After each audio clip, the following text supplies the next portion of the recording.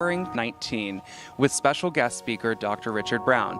Today at the Legacy Building, the Ernie Chambers History, Arts, Humanities Museum, we gathered to discuss future steps on making sure that others are getting vaccinated as well as masking up and continuing to follow guidelines for COVID-19 as we head into the new year. I came out here because it never hurts to learn something new, and by the grace of God, me and my kids have never had COVID, but I am vaccinated. I got the first and the second shot, but I do follow protocol since the beginning by keeping me and my kids safely away from everybody. You know, the only people that really go around would be my family, but even half of the time not that, because my mom and my dad both have had COVID, but my dad's in remission from prostate for the last 6 years, and then I have a 1-year-old at home and other kids, so it's like I try to follow every protocol to make sure like my kids don't get sick or I keep myself, you know, out of the way so that way I don't bring it. No, I just hope that everybody takes it a little bit more seriously. We're still in a pandemic. It hasn't ceased. And as Dr. Brown had discussed about, the COVID doesn't care about, it has its mission and it has its job. And its job is to kill you. So without the vaccination and the medications to help us, it'll be really sad to know that a lot of people will die. Why do you believe people should get vaccinated for COVID and also get flu shots? First of all, flu and COVID are different. You can have one without the other. You could have both or neither. Anytime science and medicine, the ones who practice, say this is something that will protect you against these viruses, I get the vaccinations. As I said, I get a flu shot, the COVID shots, and I got all of the pneumonia shots that I needed. So if you can protect yourself, prevention is better than cure.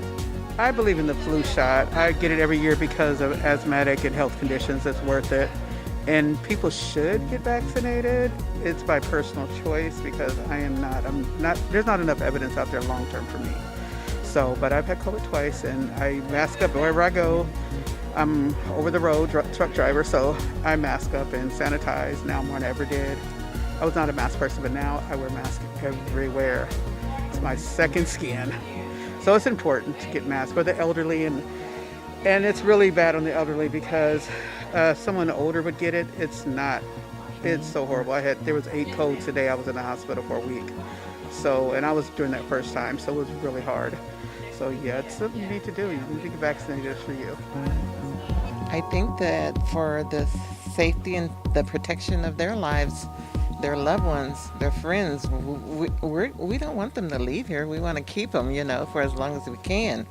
And realizing that you need to get your shot, your vaccination, so that you can save others in your family that are older, that have underlying conditions and things of that nature, and your friends. I mean, it would be terrible to say that my grandma passed because I came home with COVID and passed it on to her. How would you feel? Well, I think it's because you want to protect yourself against other people and your family. So I've gotten vaccinated. My boys that live in the house with me have gotten vaccinated because, you know, I want to remain healthy, and I don't want to, you know, have COVID-19 and spread it to other people. Well, people should get vaccinated for COVID and get a flu shot because both the flu virus and the COVID-19 virus is still out here in the population. And we're entering into the winter months, into the flu season, and people are coming closer together, and that is when the virus has an opportunity to spread. It's important to be knowledgeable, to have information on things such as like COVID-19 that you may not necessarily get at home, and then that it's important to stay masked up, sanitize your hands, sanitize your surfaces at home, and to not just protect yourself, but also be in a position of protecting your family. Why is it important that we still talk about masks, guidelines, vaccines, etc. right now? To prevent COVID. It's so easy transferable from person to person by breath. I'm a COVID long hauler. And I just stood in a child's presence for a few minutes. The worker didn't acknowledge she had COVID, and it almost killed me. And I've had Omicron COVID also as secondary. So consider I had COVID in my lungs with double pneumonia. So I'm a COVID long hauler now.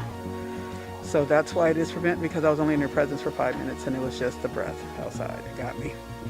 Stay away from large crowds, for real. That's all I know, because I had went to a funeral. Who would think they'd get it at COVID at the funeral? I did. So I try to stay away from large crowds, and if I do go around large crowds, I wear my mask. And other than that, that's that. Well, we should keep talking about the mask, because the mask is the one way that we can protect ourselves from breathing in the particles from other people who may be infected. And so now that we're into the holiday season, which I say begins at Halloween, which is a couple of weeks from now, we're going into Halloween, we're going into Thanksgiving, we're going to do Christmas and New Year's. People are going to be coming together and in each other's company, and it is important that they wear a mask in those groups where they aren't sure whether other people are infected or not. And we know that when we're close to each other, the opportunity for small particles to spread amongst people, it can happen. So I encourage everybody to wear that mask whenever they feel like they should, to protect themselves. Senator Chambers, do you feel that events like this need to happen more often as we approach winter and going into next year? I think even before we go into winter, anything that gives information about COVID or SARS, the virus as I call it, that's warranted, and there ought to be more of these everywhere in this country. I haven't seen a lot of like this, but they do need to be more events like this to keep COVID aware on the front line, because right now it's just been brushed back with media and everything else. It's just like, well, there's no more pandemic, now we shut everything down. But there still is a pandemic, just don't acknowledge it because it's not worth the money now. So, but it's still something that's killing all of us, and we need more events like this in our community just to keep raise the awareness and keep it out on the front line. We need a lot more events like this. People are starting to gather more, and when we can find them gathering, we need to talk to them about what's going on, because a lot of people still don't understand how the virus works or how the flu works, and that when they're together and in the presence of each other, it's a good time to talk to them. I think in the very beginning, I don't think we all knew or understood the impact that it would have in the long run. I think we all treated it as sort of like the flu, that, okay, we'll get a couple of sniffles, we'll get sick, and then we'll get better. And we didn't realize, or maybe I should say I didn't realize, till today, in hearing the numbers of deaths across the United States, across the state of Nebraska, and then in Douglas County. And then to know that on one given day, that 3,000 people died in one day due to this virus. That lets you know just how dangerous it is and how important it is to mask up and to sanitize and to wash your hands. I'll just be glad when it's over with, because I had the COVID before, and thank God I got over it. And coming to little meetings like this, you learn more and more and more. Like I said, I just want it to be over with, but it look like it's not going to be over with in one day or whatever. But I'll be glad when it's over with. The virus is real. Its only mission is to kill. Thanks so much for watching. I'm Amber Rodriguez with EWC Communications, and I hope you learned something new.